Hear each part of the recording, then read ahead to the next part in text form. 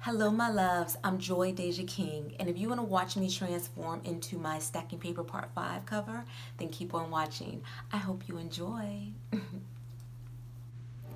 I'm starting off on freshly washed hair. I'm oiling my scalp because I like to apply the Chebe powder on naked hair, but just in case any of the Chebe gets on my scalp, the oil kind of acts like a barrier so it doesn't become like itchy or irritated. And I like my Chebe powder to be kind of like in a very liquidy form, the Chebe powder with oil, so it's easier to just glide through my hair with the water, and it's much easier to manipulate.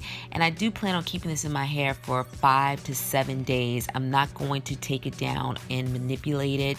I'm just going to spritz it with like some water and aloe vera juice, something like that, just to keep it hydrated. But this is definitely supposed to be a protective style, and because it's so messy, it definitely keeps my hands out of my hair, which I absolutely love. And I'm trying to make it as flat as possible because my protective style of choice will be a wig. And so I just like braid the roots and then I twist it down, and then I just kind of put the two twist and connect them in the back. I don't secure with any bobby pins or anything like that.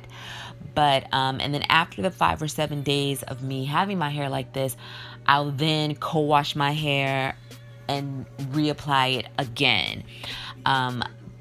And I'm putting on like a satin cap and a cotton scarf just to kind of absorb the extra water before I put on the wig. So I'm starting off with the Fenty Beauty Pro Filter Soft Matte Long Wear Foundation by Rihanna. I absolutely love this foundation. It just makes my face look really smooth but not overdone. So I'm using the Nars concealer under my eyebrows. It's acting like a guide for me before I apply the powder so that I can apply the powder correctly. Kind of like, you know, when you were little and you would have the lines and you would help you to color correctly. Well, this is what this does for me. It helps me to apply my eyebrow powder correctly because without it, I just wouldn't be able to get it right. For my brows, I'm using the Anastasia Beverly Hills Brow Powder Duo. I think I'm using the duo of chocolate. I think that's the one I'm using. I love the this brow powder. It's my go-to. It's very easy to use, and I think it always makes my eyebrows, they pop, but it has a more of a natural look. I don't really like overdone looking eyebrows, but that's just my preference. So now I'm applying some concealer on my eyelids.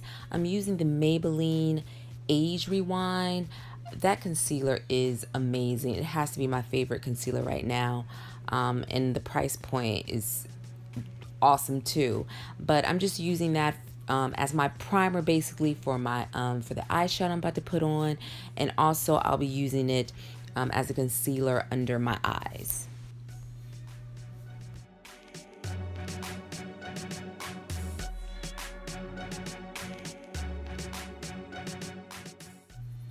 So I'm putting some Laura Mercier translucent powder under my eyes just to catch any fallout I might get from the eyeshadow. I like to use it on my eyelids also, just to prime my eyes for the eyeshadow.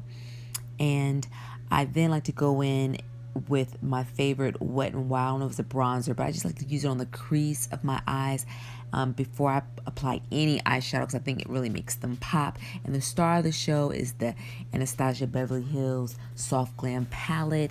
I actually saw it in Sephora, loved it, and it was the inspiration for my Stacking Paper 5 cover. I just really think that it gives that soft glam look. I love the colors in this palette.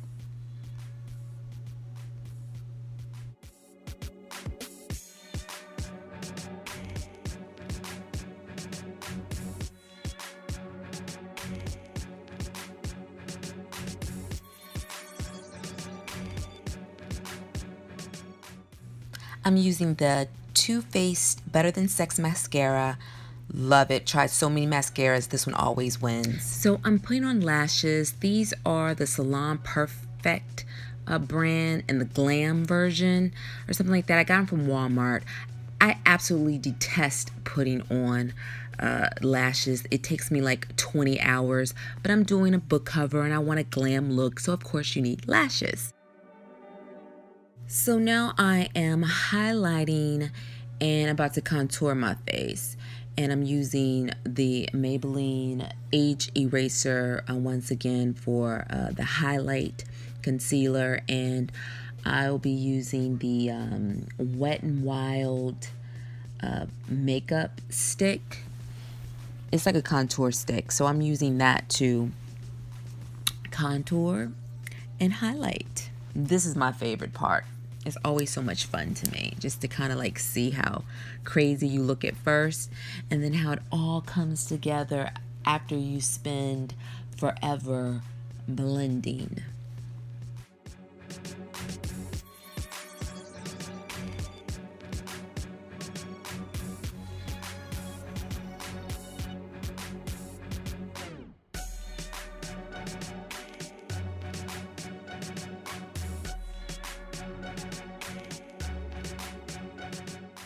So now I'm just using my Makeup Forever powder just to add some color back into my face from doing all that contouring and highlighting.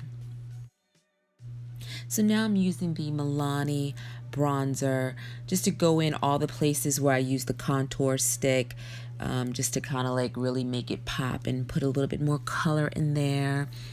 And this one has like little gold specks in it, so I really like it. Milani makes very cute products. I'm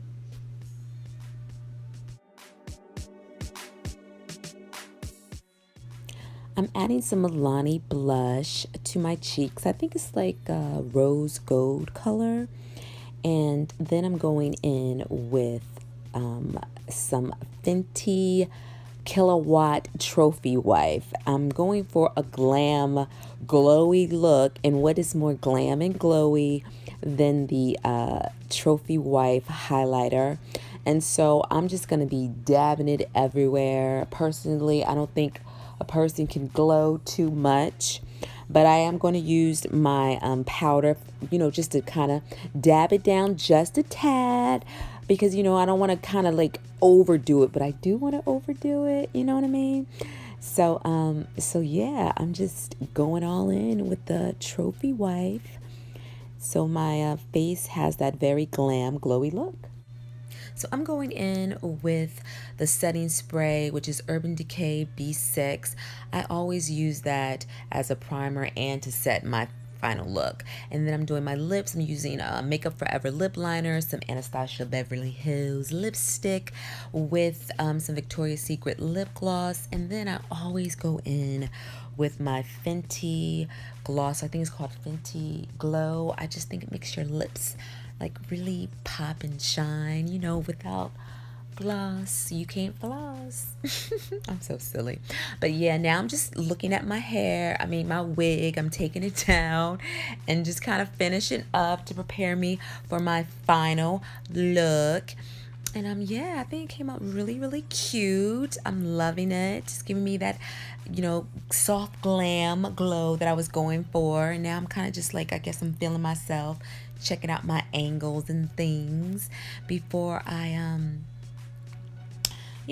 go with my final look, which is this money green. I got this from Fashion Nova. I specifically got it for this book cover. It was $39.99 and 30% off. Fashion Nova, you gotta love them.